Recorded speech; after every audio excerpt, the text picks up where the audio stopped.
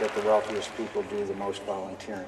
In fact, I think it is average citizens that do the most, in all due respect to rich people.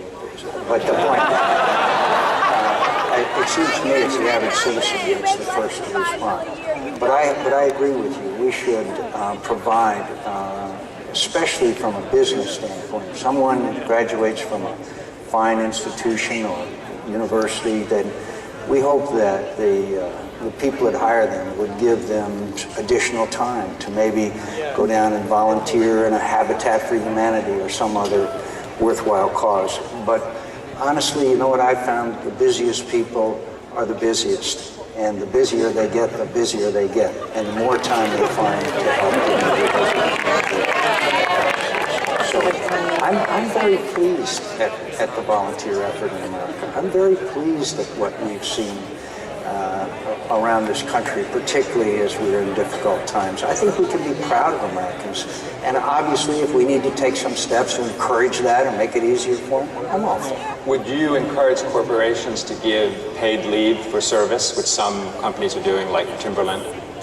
If they want to, but I wouldn't force them to. If they want to do that, I would praise them, I would cite them as an example, but I don't think we can force that kind of thing. Let's go to a different subject, a subject that's close to your heart. In Faith of My Fathers, you write about how there's been a McCain who has fought in pretty much every American conflict going back 200 years. That's a huge legacy that was thrust on you. You talk about it being a little bit intimidating. What I wonder is if you talk personally about how that was conveyed to you as a boy, and then how you conveyed that to your own children.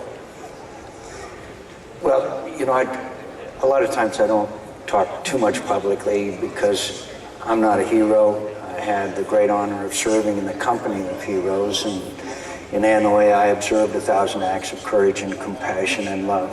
But I'd like to tell you that one day as a child I said, gee, I'm gonna, be in military service. But it was just sort of something that was expected, that was part of our tradition. And I rebelled against it. I chronicled that, perhaps in too much detail. But it sort of was something that evolved. But then it was like a lot of young Americans. A lot of that glory was all about me. And it wasn't until I had the experience that I had that I realized that I belonged to my country, and that my country saved me, and I owed my country a great deal. And that change made me appreciate the fact that it's not about